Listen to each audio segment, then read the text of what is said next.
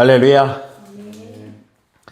우리 계속해서 구약 성경에서 그 분열된 왕국 중심으로 우리가 지금 알아보고 있습니다. 특별히 저번 시간 계속해서 예수님과 엘리야와 예수님을 비교하면서 예수님의 사역과 엘리야의 사역이 어떻게 같았는지 또한 어떻게 다른지에 대해서 우리가 함께 알아보았습니다. 우리가 엘리야가 열왕기상 18장에 보면 하늘에서 불을 내리지 않습니까? 그죠? 불을 내립니다. 그런데 예수님도 어때요? 불을 내리시죠. 침례 요한이 사람들에게 뭐라고 얘기했어요? 자신의 그 제자들에게 특별하게 뭐라고 얘기했습니까? 나는 물로 침례를 베풀지만 예수님, 내 뒤에 오시는 이는 어떻게 침례를 베푸신다고 했습니까? 불로 침례를 베푸시는 분이라고 말씀하고 있습니다. 그러니까 엘리야와 예수님의 그 사역이 비슷한 것처럼 보이지만 엘리야도 뭐다? 예수님의 모형이다라는 것을 우리가 알 수가 있습니다. 그렇지만 우리가 굉장히 같은 부분 중심으로 좀 알아볼 필요가 있는데요. 제가 엘리야가 불을 내린 다음에 하늘에서 불을 내린 다음에 엘리야가 기대한 것은 무엇이었어요? 북이스라엘의 부흥이었다고 말씀을 드렸잖아요. 그런데 엘리야가 부흥을 이끌어 왔습니까? 이끌지 못했다는 거예요. 그 부흥을 이뤄내지 못했던 그 자괴감과 실패감 가운데 있었을 때 어떤 공격이 왔죠? 이세벨의 공격이 온 것입니다. 목숨을 노리겠다, 목숨을 취하겠다라는 그런 공격을 받고 어때요? 도망을 간 거죠. 그러니까 엘리야가 예수님이 아니시라는 것을 보여주는 사건이 바로 그 사건이라는 것입니다. 하늘에서 불을 내릴 수 있을 정도로 영적인 권세를 하나님께서 부어주셨지만 정작 어때요? 사람의 마음은 바꿀 수 없는 그런 한계가 엘리야에게는 아주 굉장히 뚜렷했다라는 것입니다. 그런데 예수님께서 이제 내리시는 그 불은 어떤 불입니까? 성령 하나님의 불입니다. 성령 하나님의 불은 어떻습니까? 사람을 바꾸는 불이라는 거예요. 그 내면을 바꾸는 불이라는 것입니다. 그 존재 자체를 완전히 바꾸는 불이야말로 성령 하나님의 불이라는 것입니다.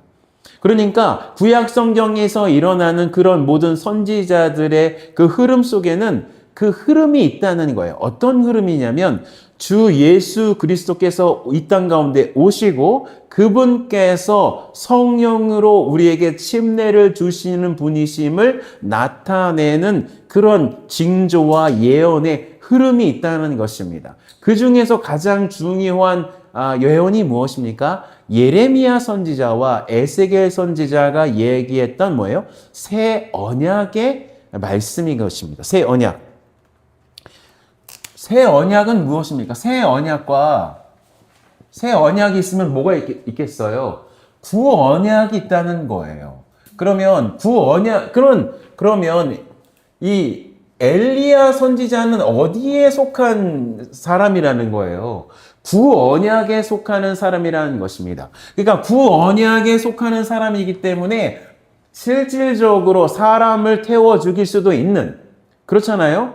거기 있는 물을 다 핥아 버리잖아요, 불이. 그리고 재물도 다 불살라 버리잖아요.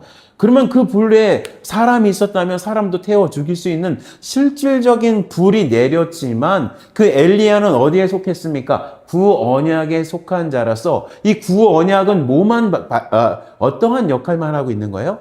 새 언약이 온다는 그 메가폰 역할만 하는 것이 바로 구언약이라는 것입니다. 이 구언약이 뭐예요? 모세의 언약이라는 거예요. 그래서 모세와 엘리야를 합쳐서 뭐라고 하는 것입니까? 구약이라고 하는 거죠. 구약. 그런데 이 구약 안에서 이제 뭘 예언하고 있습니까? 새 언약을 예언하고 있어요. 새 언약이 어디에 나옵니까? 예레미야서 31장 보시겠습니다. 예레미야서 31장. 예레미야서 31장 31절 한번 읽어주세요. 큰 소리로 읽어주세요. 31절부터 쭉 한번 읽어주세요. 네. 33절까지. 이스라엘을 다시 세우고 지키시리라. 여호와의 말씀이니라. 그때 내가 이스라엘 모든 동족의 하나님이 되고 그들은 내 백성. 31절부터 31장 31절. 여호와의 말씀이니라. 보라 날이 이르리니 내가 이스라엘 집과 유다 집에 새 언약을 맺으리라. 이 언약은 내가 그들의 조상들의 손을 잡고 애굽 땅에서 인도하여 내던 날에 맺은 것과 같지 아니할 것은 내가 그들의 남편이 되었어도 그들이 내 언약을 깨뜨렸음이니라. 여호와의 말씀이니라. 그러나 그날 후에 내가 이스라엘 집과 맺을 언약을 이러하니 곧 내가 나의 법을 그들의 속에 두며 그들의 마음에 기록하여 나는 그들의 하나님이 되고 그들은 내 백성이 될 것이라. 여호와의 말씀이니라. 네, 이렇습니다. 이게 이제 새 언약이에요. 에스겔서 36장에 봐도 이제 똑같이 새 언약에서 나옵니다. 에스겔서 36장. 에스겔서 36장 보면 에스겔서 36장을 보면 36장 26절 한번 보겠습니다.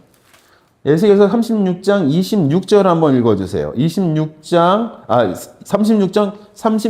26절부터 한번 3절만 읽어주세요. 또 새 영을 너희 속에 두고 새 마음을 너희에게 주되 너희 육신에서 굳은 마음을 제거하고 부드러운 마음을 줄 것이며 또 내 영을 너희 속에 두어 너희로 내 율례를 행하게 하리니 너희가 내 규례를 지켜 행할지라.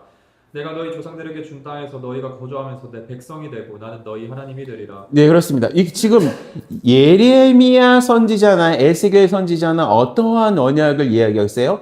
새 언약을 말씀하고 있는 것입니다. 그러니까 새 불을 의미하고 있는 거예요. 그런데 누가복음 22장 보겠습니다. 누가복음 22장에 보면 이렇게 말씀하고 있죠. 누가복음 22장 20절에 보면 이렇게 말씀하고 있어요. 어떻게 말씀하고 있습니까? 제가 말씀드리겠습니다. 저녁 먹은 후에 잔도 그와 같이 하여 이르시되 이 잔은 내 피로 세우는 새 언약이니 곧 너희를 위하여 붓는 것이라 라고 말씀하고 있어요.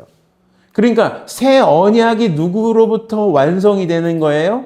예수님, 즉 누가복음 22장에서 완성이 되어지는 것입니다.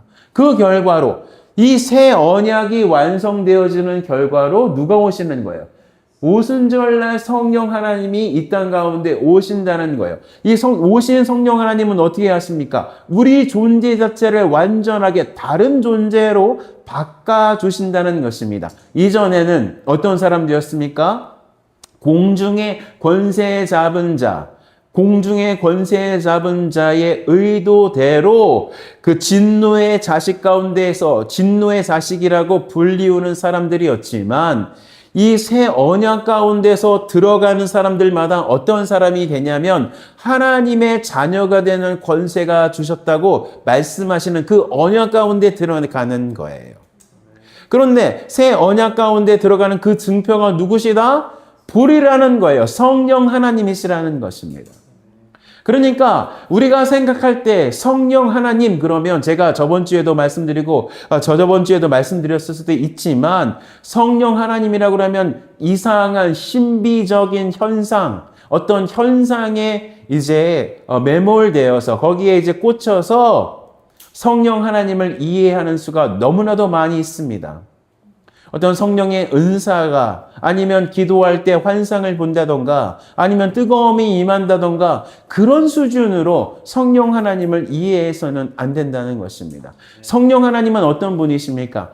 그분은 거룩의 출발입니다. 모든 구별되는 것의 출발이시며 모든 선함의 출발이시며 모든 사랑의 출발이시며 모든 권능의 출발이십니다. 그분은 아버지 하나님과 성자 하나님과 그 위치와 그 본질과 그 능력에 아무런 차이가 없으신 삼위일체 하나님 중에 한 분이심을 우리는 믿어야 한다는 거예요. 그러니까 그 성령 하나님을 생각할 때 우리가 가지고 있는 특별히 제가 저번 주에도 말씀드렸지만 저도 오순절파에 속한 목사입니다. 그래서 은사를 인정하는 목사입니다. 그런데 이 오순절파 목사님들과 이런 교회에서 만들어 놓은 성령 하나님에 대한 오해, 성령 하나님에 대한 오해, 너무나도 가볍고 너무나도 성령 하나님을 마치 말씀을 전하는 사람이나 사역을 하는 사람이 자기 마음대로 부릴 수 있는 영처럼 만들어갔던 그 분위기가 오히려 우리가 성령 하나님, 거룩하신 성령 하나님을 만나 뵙고 그 거룩하신 성령 하나님의 음성을 듣고 그것에, 그 음성에 순종하는 것에 굉장히 걸림돌이 된다는 것입니다. 마치 내가 그 음성을 듣지 않아도 괜찮은 것처럼. 그 성령 하나님께서 우리를 어떻게 연결시켜 주시냐면 하늘의 하나님과 예수님을 통해서 연결시켜 주시는 거룩하신 성령 하나님이시며 우리로 하여금 구원을 시작하셨으며 구원을 완성시키셨으며 우리를 계속해서 현재적 구원, 즉 성화의 삶 가운데서 우리를 인도하시는 그 본질상 우리가 경험할 수 있는 최고의 하나님이신데도 불구하고 굉장히 낮은 수준으로 격하시키는 그런 흐름들이 지금 현대 기독교에 있는 것은 아닌가요?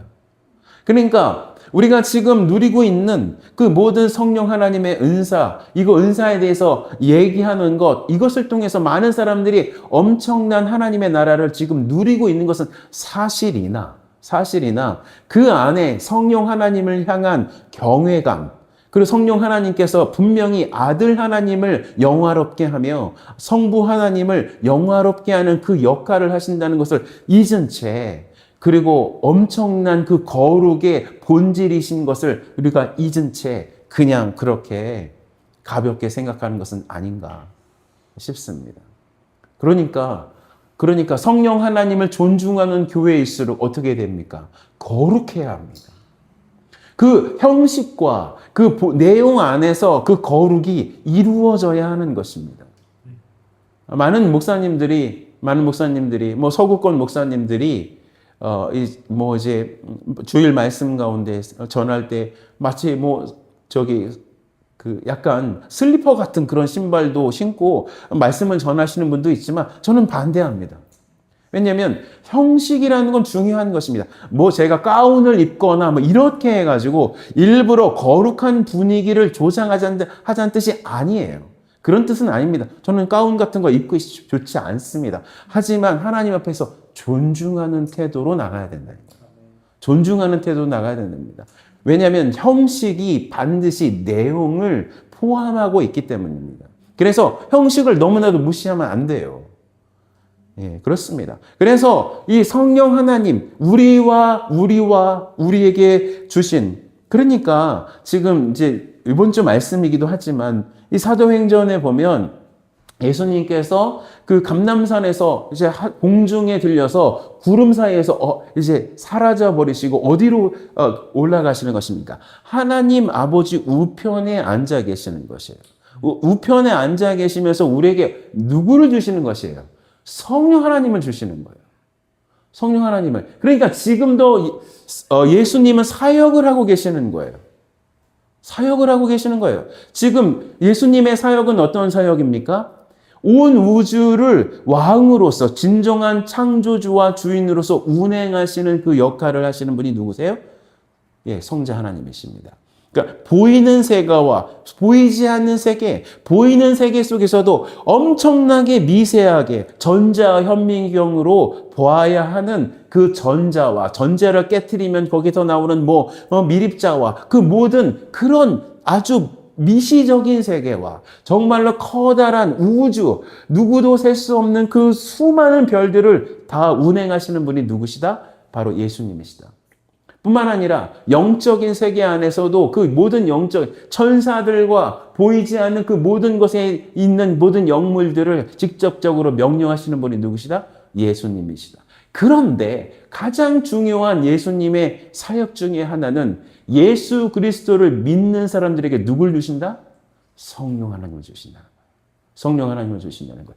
하나님께서, 그러니까 성부 하나님으로부터 성령 하나님을 받으셔서, 그래서 또한 예수님의 영이신 그분을 믿는 사람들마다 다 한량 없이 물 붓듯이 강물처럼 다 내어주신다는 것입니다. 이것이 바로 새 언약의 본질이라는 거예요. 근데 그거를 어디서부터 우리가 볼 수 있다? 엘리야의 사역부터 우리가 볼 수 있다. 특별히 엘리야의 어떤 사역에서요? 실패의 사역으로 우리가 알 수가 있다. 또 엘리야는 어디로 갔어요? 엘리야는 기름과 가루의 기적을 있습니다. 이 열왕기상 17장에 보면 어떤 일이 있어요? 14절. 열왕기상 17장. 열왕기상 17장 14절. 제가 읽겠습니다. 이스라엘의 하나님 여호와의 말씀이나 여호와가 비를 지면에 내리는 날까지 그 통에 가루가 떨어지지 아니하고 그 병에 기름이 없어지지 아니하리라 하셨느니라. 네, 이렇습니다. 엘리야가 사르밧 과부에게 가서, 사르밧 과부는 이방인 여인이 아주 당연합니다. 사르밧 땅은 분명히 두로의 시돈에 속한 땅인 것이 분명합니다. 그런데 엘리야가 그 땅에 가서 이 사르밧 여인을, 과부를 어떻게 먹입니다. 소수의 사람, 아주 적은 사람만 그렇게 하나님이 주시는 그 놀라운 그 양식을 경험했습니다. 그런데 예수님은 어땠습니까? 오병이어 기적을 일으키셨어요. 칠병이어의 기적을 일으키셨습니다. 뿐만 아니라 요한복음을 보니까 예수님이 뭐라고 말씀하셔요? 자기 자신은 생명의 떡이다 라고 말씀하고 있지 않습니까? 생명의 떡이다. 그러니까 진정한 생명의 근원이 되시며 그 영적인 생명을 계속해서 우리에게 공급하시는 분이 누구시다? 예수 그리스도라는 것입니다. 그러니까 우리는 실질적으로 빵을 먹으면 배고파지고 밥을 먹으면 배고파지만 계속 영원히, 그렇지만 우리 안에 계시는 성령 하나님, 우리 안에 계시는 예수님을 통한 성령 하나님이 주시는 그 말씀을 통해서 우리가 어떻게 되는 거예요? 영적으로 계속해서 그 생명이 영원토록 이어지게 된다는 것입니다. 이것이 엘리야와 예수님의 차이라는 것입니다. 뿐만 아니라 엘리야는 어떻게 했어요? 어떻게 됐어요? 해오리 바람으로 승천해 버렸어요. 그죠? 그런데 예수님은 어땠습니까? 부활로 승천해 주셨습니다. 그러니까 엘리야가 승천한 것을 이상하게 여기면 안 되는 거예요. 엘리야는 왜 죽음을 보지 않고 승천했을까요? 사실 죽음을 경험하고 그 다음에 부활하시고 승천하신 것이 훨씬 더 위대한 일입니다. 그러니까 엘리야가 죽음을 보지 않고 승천했다는 이야기가 무엇을 뜻한다고요? 엘리야는 메시아가 아니라는 뜻이에요. 왜요? 엘리야가 죽음을 보지 않고 승천했다는 것은 그 죽음의 권세를 깨트리지 못했다는 것을 의미하는 것입니다. 죽음의 권세는 어떨 때 깨어지는 거예요? 죽음의 권세는 죽음과 함께 죽었다가 부활함으로 말미암아 죽음이 가지고 있는 그 모든 독침을 깨트려 버림으로 말미암아 죽음의 권세를 이길 수 있는 것입니다. 근데 그 일은 누가 하시는 거예요? 바로 예수님밖에 하실 수밖에 없는 것입니다. 죽음이라는 상황은 굉장히 특이한 상황입니다. 죽음이라는 상황은 원래 있지 않았던 상황입니다. 사람에게는 있지 않았어요. 특별히 죽음은 사람에게 있지 않는 것입니다. 죽음은 어떤 것입니까? 육체적인 죽음이에요. 이 육체적인 죽음은 한시적인 것입니다. 한시적인 거예요. 그러니까 죽음이 영원한 것처럼 이야기하고 있는 그 모든 느낌들, 그리고 죽음이 영원할 것이라고 얘기하는 그 속삭이는 그런 매스미디어의 모든 이야기들, 소설들, 시들, 이건 다 거짓말입니다. 죽음은 무엇입니까? 한시적인 겁니다. 어느 때까지요? 예수님께서 이 땅 가운데 오시기 전까지 죽음은 한시적인 거예요. 한시적인 거예요. 이거는 예수님을 믿은 사람이나 예수님을 믿지 않은 사람이나 동일합니다. 다른 것이 있죠. 무엇입니까? 예수님을 믿은 사람은 영광의 부활로 나오는 것이고, 그리고 예수님을 믿지 않은 사람, 특별히 예수님을 거부한 사람, 대적한 사람은 무엇입니까? 형벌을 받기 위해서 어떻게 되는 거예요? 육신을 입는 그 저주의 부활로, 심판의 부활로 나오게 된다는 것입니다. 그러므로 죽음이라는 것은 어떤 거예요? 한시적인 상황입니다. 사람은 원래 영원토록 살게 되어 있습니다. 그런데 그 삶의 질은 어떻게 되는 거예요? 이 세상에서 예수님을 믿었느냐, 예수님께 충성을 했느냐, 그것으로 판가름되어진다는 것입니다. 그것이 바로 예수님의 승천에 대한 사건인 것입니다. 잘 보십시오. 자, 예수님께서 공중에서 이제 구름으로 이제 덮이셔서 사라지셨습니다. 그러면 데살로니가 전서 4장에 보니까 예수님께서 어디에요? 공중으로 다시 부활하셔서, 재림하셔서 이 땅 가운데 오십니다. 그럴 때 어떻게 되는 거예요? 그때 주 안에서 죽은 사람들은 어디에 있는 거예요? 예수님과 함께 낙원에 있는 거예요. 자, 누가복음 읽어보니까 누가복음에서 그 강도 옆에 옆 강도가 예수님께 당신의 임할 때 저를 기억해 주소서라고 했을 때 예수님이 뭐라고 했어요? 오늘 네가 나와 낙원에 있을 것이다 이렇게 말씀하시잖아요. 그러면 죽은 영혼들은, 예수님 안에서 죽은 영혼들은 어디에 간다는 거예요? 낙원에 가는 것입니다. 낙원은 임시적인 장소입니다. 그럼 예수님과 함께 있다가 예수님의 호령과 어때요?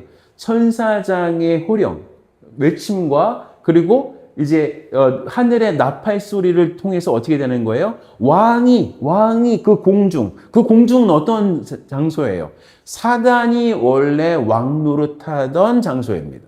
왜요? 에베소서 2장에 보니까 너희들이 공중의 권세 잡은 자에 속해져 있었던 진노의 자식이었다고 얘기하고 있잖아요. 그 장소에 누가 오시는 거예요? 예수님이 오시는 것입니다. 그 장소에 오신다. 사단이 지배하고 있는 그 장소에 오신다는 건 뭐예요? 완전한 승리를 의미하는 거예요. 완전한 승리를 의미하는 것입니다. 그러니까 우리는 어떤 존재입니까? 예수님께서 이 땅 가운데 오실 때 이 오시는 것을 위해서 우리가 해야 할 일은 무엇이냐면 선교, 전도, 모든 열방 가운데 나가서 복음을 전파하는 것을 통해서 그리고 중보기도와 각종 우리가 하는 사역을 통해서 예수 그리스도께서 정말 진정한 왕이신 예수님께서 사단이 권세를 휘둘리던 그 공중에 정말로 왕으로 등극하는 것을 위해서 충성을 다하는 자가 누구다? 바로 우리라는 것입니다.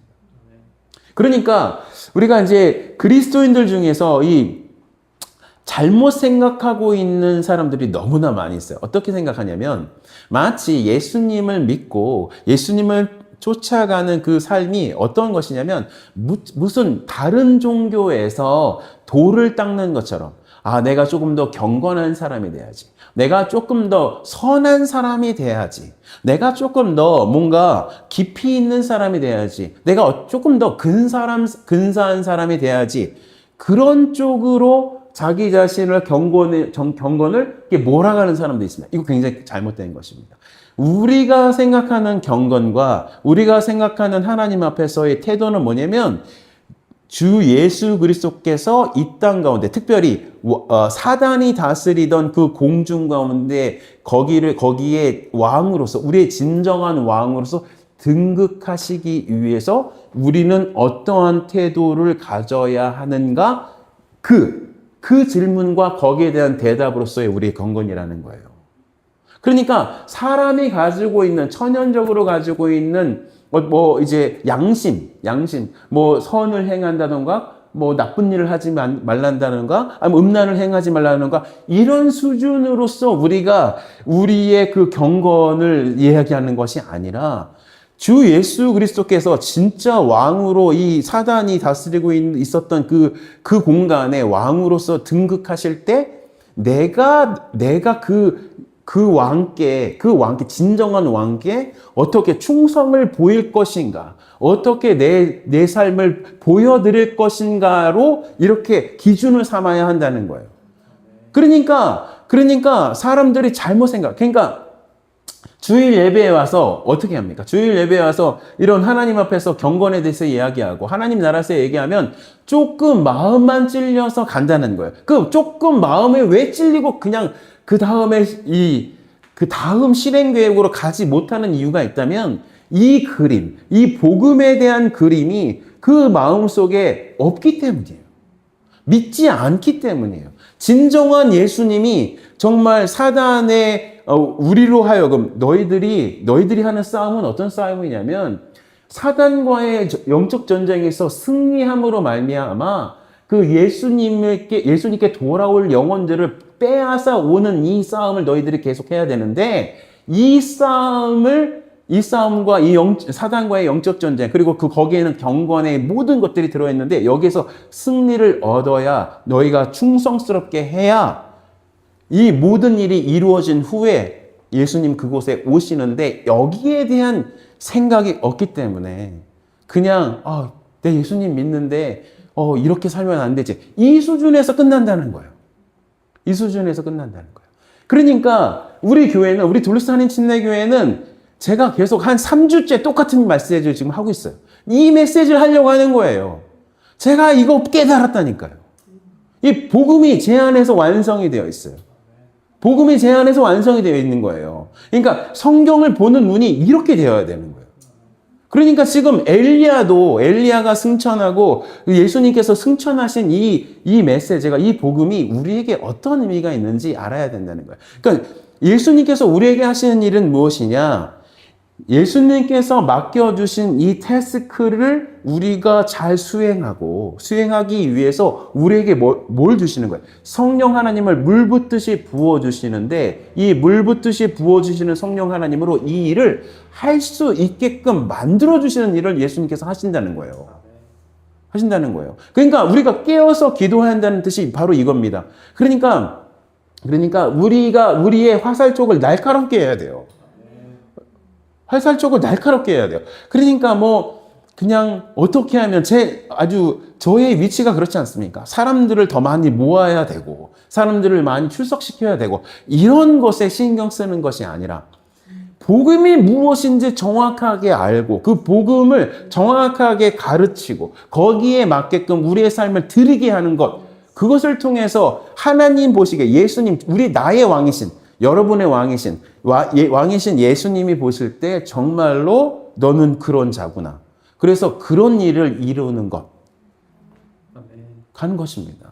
그러니까 제가 오늘도 전도회 현장 가운데 갔는데 그 전도회 현장에 왜 갔냐면 그 왕이신 예수님께서 원하시고 그 왕이신 예수님께서 이 땅 가운데 정말로 임재하는 것을 위해서 어떻게든 하나님이 원하시는 그것에 내가 나의 삶을 드린다. 그런 의미에서 가는 거예요.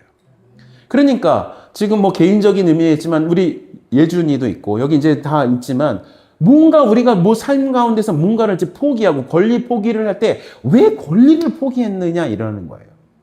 왜 권리를 포기하고 사냐 이거예요.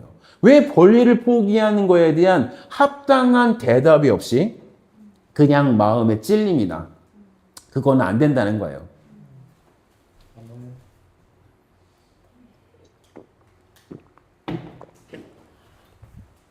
그건 아니라는 거예요. 이 지점을 확실하게 확인해야 내가 하는 그 모든 헌신과 내가 하는 그 모든 기도와 내가 하는 모든 성경 읽기와 예배가 확실하게 의미가 있고 방향성이 제대로 맞춰질 수밖에 없다는 것입니다. 할렐루야. 그것이 바로 엘리야가 우리에게 말씀하고 있는 바입니다. 네. 그래서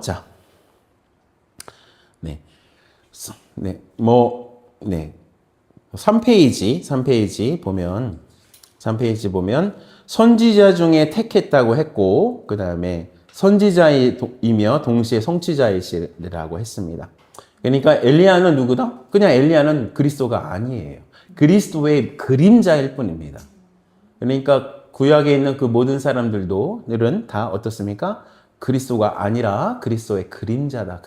예수님을 보여주는 표지판과 같은 그런 사람이다. 라고 했습니다. 두 번째 패러그래프 보면 우리가 또 다시 엘리야와 예수님의 어떠한 관계를 보여주는 패러그래프가 있습니다. 율법과 선지자는 뭡니까? 모세와 엘리야입니다. 모세와 엘리야는 이 모든 것을 뭘 보여준다? 자, 구언약은 뭡니까? 새 언약을 우리에게 보여주는 바탕과 같은 것입니다. 그런데 이런 질문을 할 수가 있겠죠. 그러면 구언약에 속한 사람들은 그러면 다 어떤 의미 없는 삶을 살았냐? 그냥 새 언약만 그냥 보여주고 그냥 끝이냐? 그게 아니라는 거죠. 이 구언약 속 안에서도 뭐가 작동되는 것입니까? 새 언약이 계속해서 작동이 되는 거예요. 새 언약은 무엇입니까? 하나님의 은혜로 하나님께서 계획하시고 작정하시고 선택하신 사람들이 그 구약 언약 속에 있는 이 그림자와 같은 예수 그리스도의 흔적과 하나님의 그 놀라운 은혜를 경험한 사람들이 어떻게 되는 거예요? 구원받는 것입니다. 그러니까 무엇입니까? 구언약이나 새 언약이나 누구를 통해서 구원을 받는 거예요? 예수님을 통해서 구원을 받는 것입니다. 그렇습니다. 네. 엘리야의 기적은 굉장히 우리가 볼 때는 엄청난 기적입니다. 하늘에서 불을 내린 그런 선지자. 굉장히 너무나도 위대한 일 아닙니까? 그죠? 근데 예수님은 더 큰 기적을 한다는 거죠. 예수님은 양적으로 그리고 질적으로 확장시키는 것입니다. 그리고 진정한 변화를 일으키시는 분이시라는 거예요. 진정한 변화. 그러니까 구약 안에서도 어떻게 보면 유다 왕들은 선한 왕이 있어요. 그죠? 아사 왕도 참 선한 왕이었고, 그다음에 다윗을 비롯한 그 선한 왕들이 있었습니다. 요시야 왕도 선한 왕이었고, 히스기야도 선한 왕이었습니다. 물론 실수도 있었지만, 그런데 이 선한 왕들이 다스릴 때 사람들 안에 뭐가 작동되어 있냐면 단순히 구언약이 잘 작동되어지는 것을 이제 원했던 것이 아니라, 그렇게 해서만 이루어진 것이 아니라 그 구언약 속에서 새 언약의 은혜가 콸콸콸 흘러넘쳐서 영적인 부흥이 일어났다는 것이에요. 네, 그렇습니다. 자, 엘리야의 불은 성령의 불로 대치되는 것입니다. 그렇죠? 엘리야의 불. 이 엘리야의 불은 이 짐승과 물을 다 핥아버리는, 태워버리는 그런 물리적인 불이었지만 성령의 불은 뭐 어떤 불이었다? 우리의 내면을 변화시키고 우리를 사단과 단절시키고 사단과의 관계를 단절시키고 예수님과 하나님, 삼위일체 하나님과 연결시켜주는 불이었다. 그리고 예, 그렇습니다. 그리고 엘리야의 승천은 그리스도의 승천으로 이제 옮겨가는데 그리스도의 승천에는 어떤 의미가 있다? 예수님께서 그 보좌 우편으로 옮겨가셨다는 의미가 어떤 의미다? 이 세상의 주인으로서의 그 위치로 돌아가신 것이고, 그리고 영적으로 보면은 성령 하나님을 물 붓듯이 부어주시는 그 위치로 돌아가시는 것이다. 그러므로 우리가 예수님을 생각할 때 성령 하나님 아니고는 예수님의 그 놀라운 뜻을 알 수도 없고, 그리고 예수님이 주시는 그 말씀을 이해할 수도 없고, 예수님이 주시는 그 모든 기적 가운데서 그 의미도 파악할 수 없으며, 우리로 하여금 예수님의 일을 할 수도 없다는 것을 우리가 알 수가 있다는 거예요. 그런 다음에 침례 요한은 메시아 직전에 예언된 엘리야의 역할을 성취하는 역할을 침례 요한이 했다는 것입니다. 근데 침례 요한은 뭐라고 했어요? 자기 자신이 엘리야라고 했습니까? 아니죠. 나는 엘리야가 아니다라고 했어요. 근데 엘리야가 아니다라고 한 이유가 무엇입니까? 문자적인 환생이 아니라 사명을 계승한 사람이다라는 뜻입니다. 왜냐하면 예수님께서 그렇게 그 의미를 이제 바꾸어 주신 거예요. 그러니까 침례 요한은 자기 자신에 대한 사역을 그래도 정확하게 전체적으로 알지는 못하는 거예요. 자기가 나가서 하나님께서 주신 소리로 예수님에 대한 말씀을 전하는 사람으로 있게 했겠다는 그런 어떠한 하나님의 부르심 가운데 있었어요. 그런데 침례 요한은 자기 자신이 엘리야인 줄 몰랐다는 거예요. 그런데 이 자기 자신의 그 소명을 정확하게 알지 못하는 이 사람의 소명을 누가 완전하게 새롭게 정리해 주시는 거예요? 예수님께서 정리를 해주시고 그가 바로 엘리야다. 엘리야의 그 사명을 계승한 자가 누구다? 예수님께서 말씀하시기를 침례 요한이다. 이렇게 말씀해 주시는 거예요. 자, 보세요. 자, 이게 굉장히 중요합니다. 어떤 의미에서 중요하냐면 이렇게 말씀하시는 게 우리가 구약이 있고 신약이 있습니다. 그렇죠? 구약과 신약은 그 가치, 하나님의 말씀이라는 가치 안에서는 어때요? 가치가 어때요? 구약이 훨씬 더 가치가 있습니까? 신약이 훨씬 더 가치 있습니까? 구약과 신약은 동등된 하나님의 말씀입니다.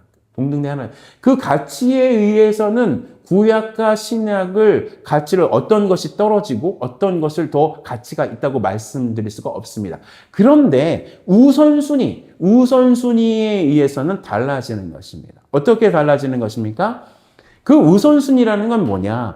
해석을 어떻게 하는 것인가에 대한 말씀을 하는 것이에요.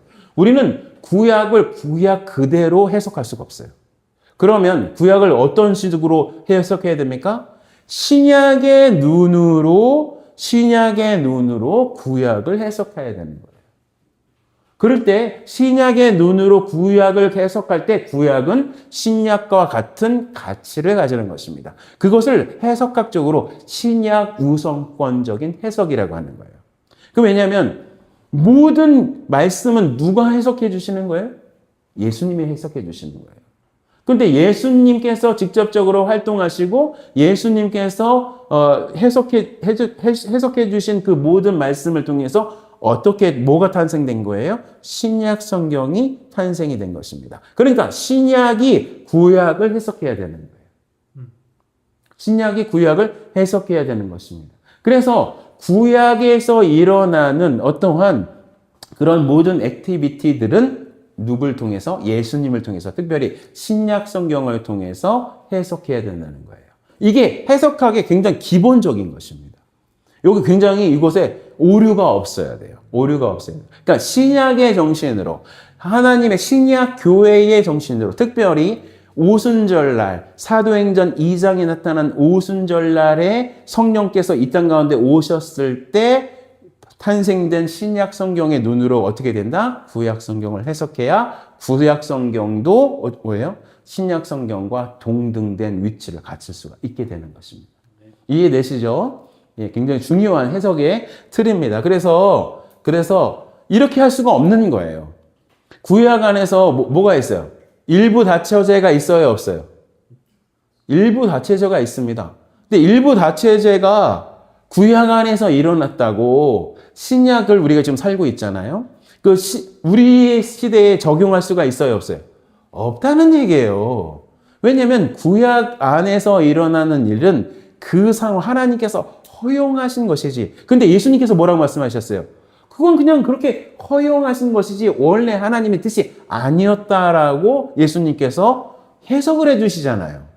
왜냐하면 원래 사람이 하나님께서 남자와 여자를 만드시고 둘이 하나가 돼서 한 몸이 돼서 그 누구도 나눌 수 없다고 말씀해 주셨는데 너희들이 완악했기 때문에 그냥 그렇게 허용해 주신 것이라고 해석해 주시잖아요. 그러면 누구 위주로 가야 돼요? 예수님 위주로 가야죠. 그걸 말씀드리는 거예요. 자, 구약 안에서 굉장히 이상한 법이 있습니다. 지금 제가 입고 입는 옷이 이 폴리에스테르와 그다음에 면이 혼방으로 된 그런 옷입니다. 구약에서는 이렇게 혼방을 입지 못하게 되어 있습니다.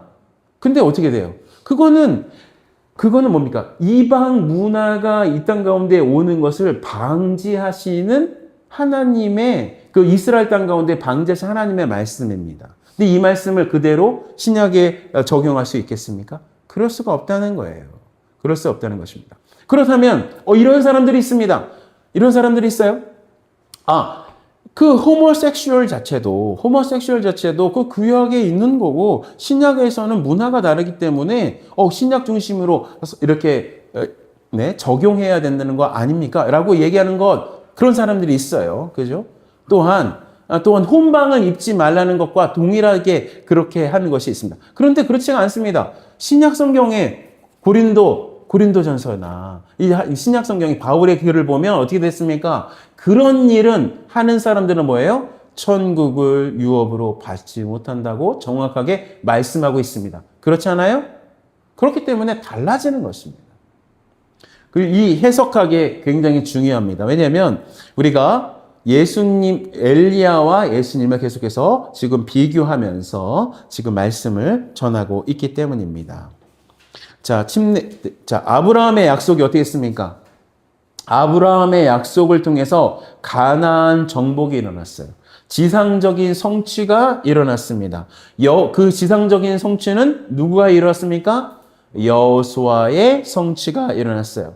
그리고 나서 여호수아가 온 후에 엘리야가 승천함으로 말미암아 이 하나님께서 말씀하신 이 놀라운 말씀이 그냥 지상적인 성취가 아니라 초월적인 하늘의 영적인 성취임을 우리에게 보여주는 예표로서 엘리야의 승천이 등장했습니다. 그랬을 때 이것을 바탕으로 예수님께서는 이 땅 가운데 오셔서 십자가를 지시고 부활하시고 승천하셨습니다. 그러므로 최종 성취를 이루셨어요. 그러고 난 다음에 뭘 주셨어요?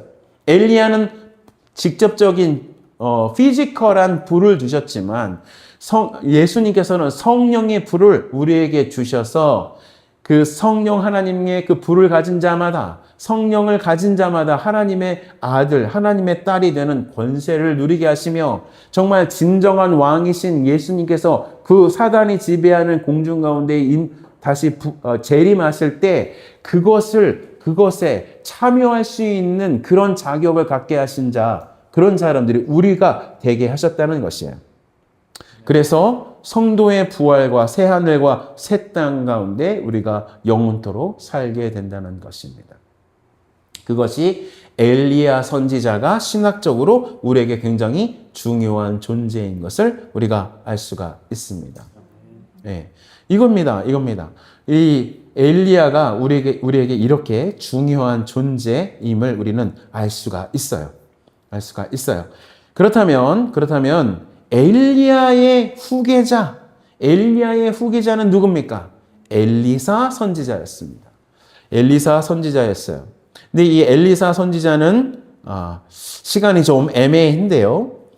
우리가 조금 더 이번 시간은 여기까지 마치도록 하고요. 좀 기도하면서 하나님 앞에 좀 나갔으면 좋겠어요.